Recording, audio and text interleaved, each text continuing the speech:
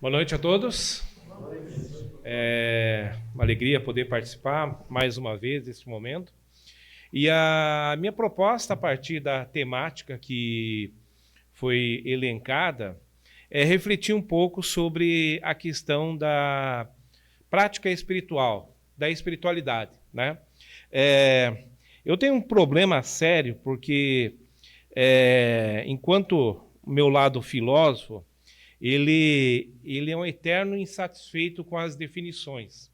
Eu preciso de conceitos, de definições, de explorar a compreensão do conceito e do que significa aquela palavra, né?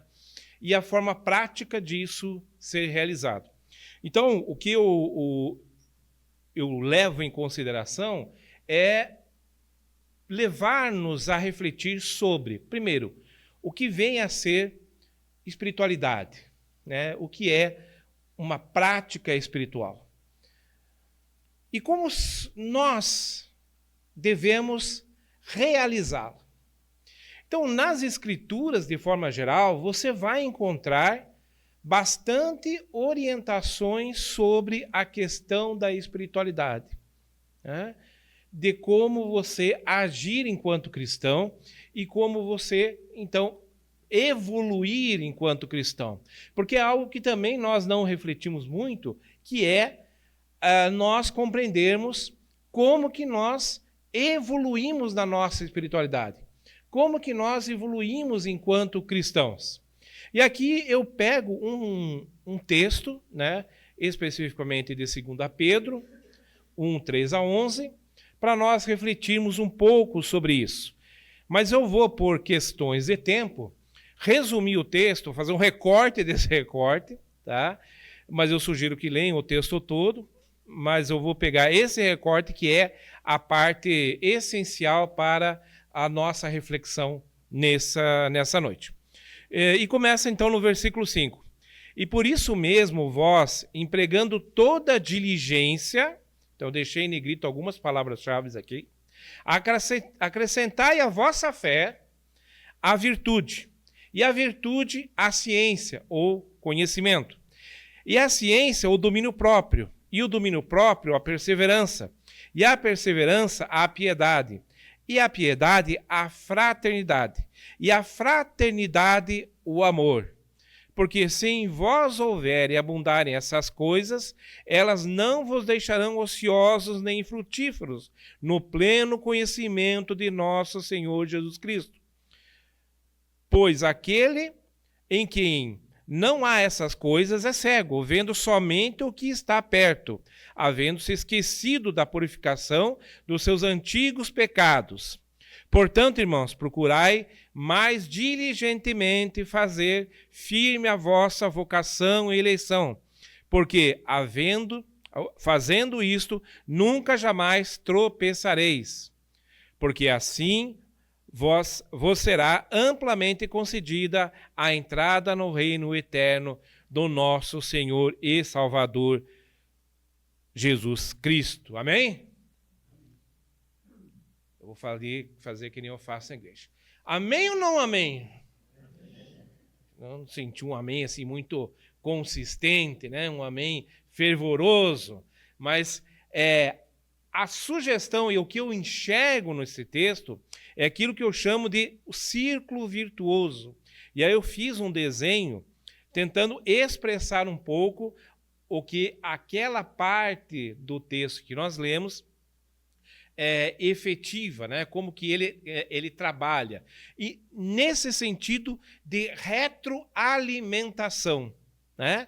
Então, veja, começa pela fé, soma-se a virtude, soma-se o conhecimento, a ciência, domínio próprio, perseverança, piedade, fraternidade, amor, aumentando ainda mais a fé. E a fé, então, aumenta e, consequente, pede a virtude, o conhecimento, o domínio próprio, perseverança, piedade, fraternidade e amor. Então, isso é um círculo vicioso, a prática da espiritualidade cristã. Porque, de novo, aquilo que às vezes me incomoda é aquela fala em que a gente diz, não, o cristão precisa ser espiritual. Tá. Mas e aí? Como? Como que faz isso?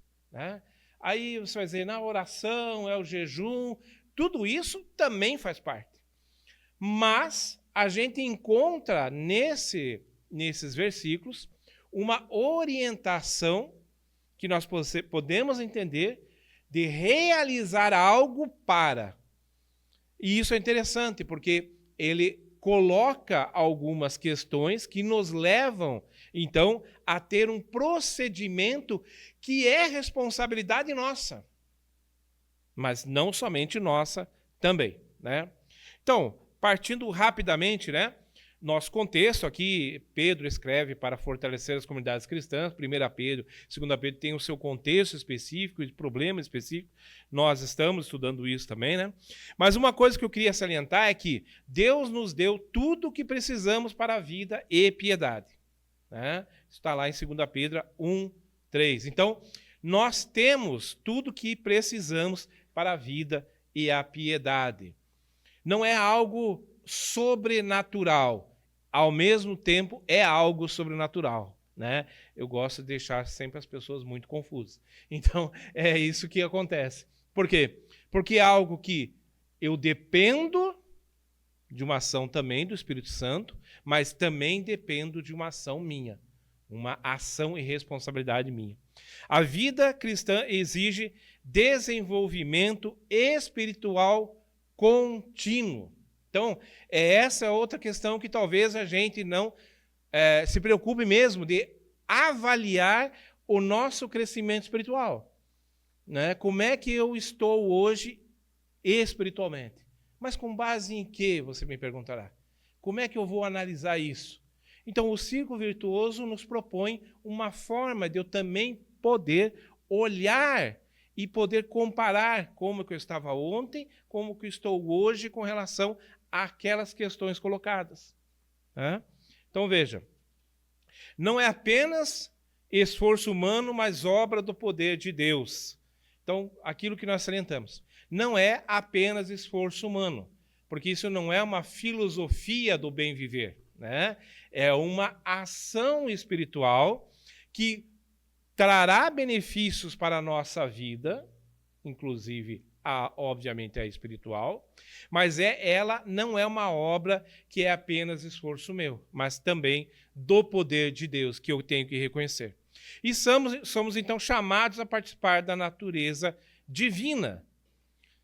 O crescimento espiritual é um chamado a fazer parte da natureza divina, dentro, obviamente, das limitações que nos separam de Deus. E esse crescimento espiritual, ele se dá pela ação graciosa de Deus, a graça de Deus, mas a minha responsabilidade humana. Então, eu tenho que entender que eu sou responsável pelo meu crescimento espiritual. Tem que haver e deve haver uma ação ativa minha nessa busca do crescimento espiritual. E agora nós vamos explorar, ainda aqui de forma bastante rápida e um tanto quanto superficial, essas questões que nós pontuamos, que está colocado ali no círculo virtuoso. Então, o primeiro ponto fala sobre virtude, né? O arete. Isso quer dizer excelência moral e firmeza de caráter. Reflete a santidade de Deus. Então, primeiro ponto, eu tenho que trabalhar o meu caráter, eu tenho que trabalhar a minha posição ética e moral. Então, eu tenho que ter claro como eu devo me posicionar, que o meu caráter e a minha moral, elas devem espelhar e refletir a santidade de Deus. Então, eu tenho que ter virtude, e virtude aqui é nesse contexto. Conhecimento, o gnosis. Aqui trata-se do discernimento espiritual e relacional, separar e conseguir discernir entre o bem e o mal. Compreensão da vontade de Deus, né? Aqui a gente cita até, com vocês, crescer no conhecimento da vontade de Deus.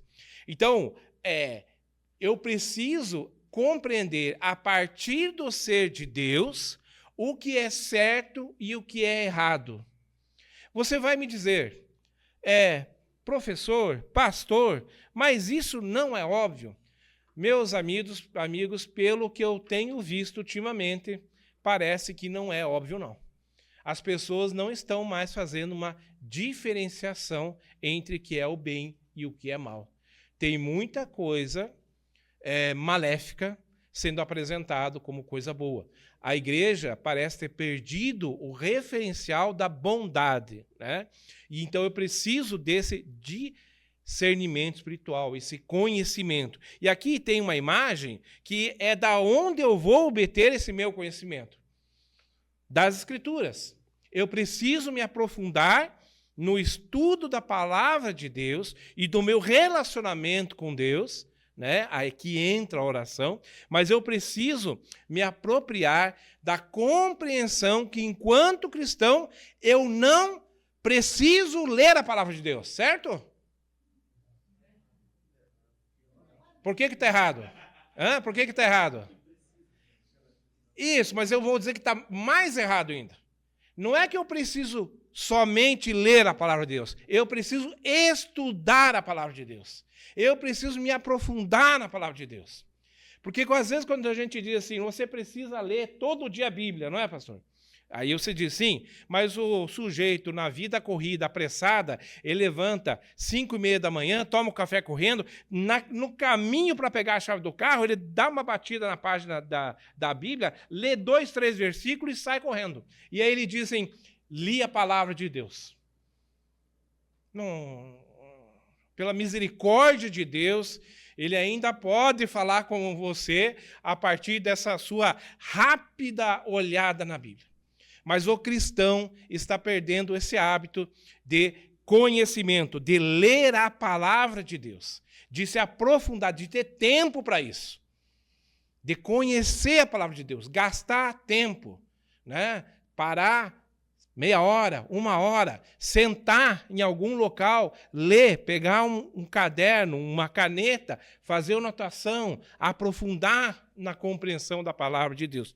E é esse conhecimento que vai nos levar, então, a partir do relacionamento com Deus, a discernir espiritualmente e ter esse relação, esse relacional e identificar aquilo que é bom, agradável, daquilo que é mal, daquilo que é pernicioso. O domínio próprio, o texto nos fala sobre o domínio próprio. Autocontrole, governar desejos e paixões.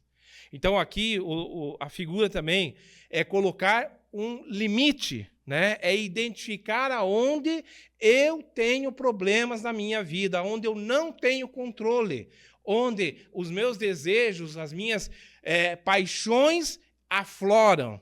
Né? Então, eu preciso buscar essa compreensão e trabalhar isso. Trabalhar isso é buscando ter esse autocontrole, identificando os momentos onde você está tendo esses problemas, buscando junto a Deus para que a ação do Espírito Santo possam contribuir para que você identifique e trabalhe o seu autocontrole e alinhar-se à vontade de Deus, que é boa, perfeita e agradável. Mas eu preciso compreender a vontade de Deus, eu preciso entender aquilo que Deus quer para a vida cristã.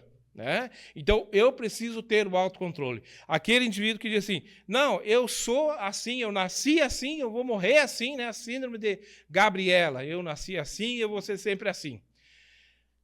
Não, meu irmão. A gente tem como objetivo lutar contra isso. Né? Vai ser fácil? Não vai ser fácil.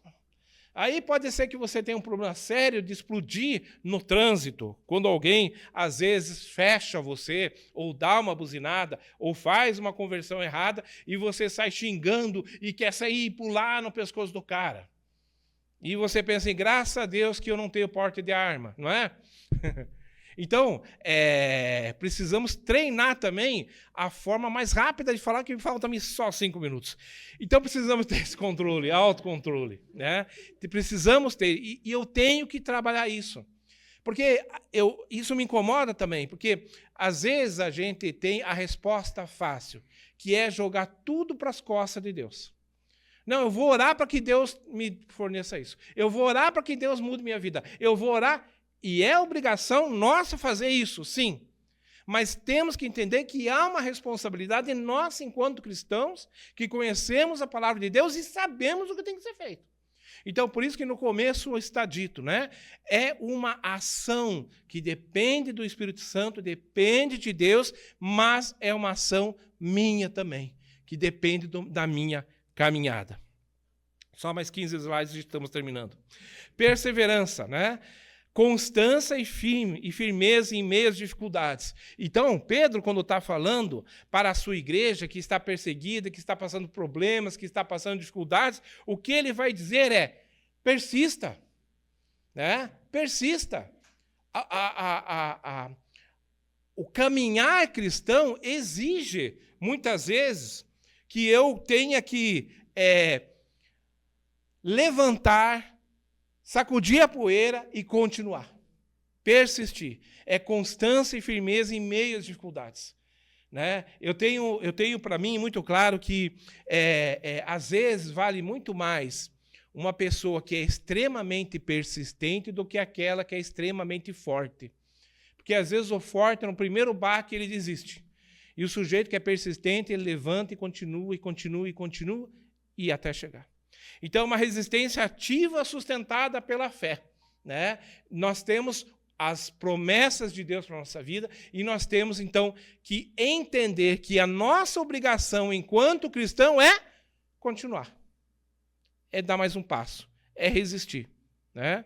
Suportar com perseverança a provação.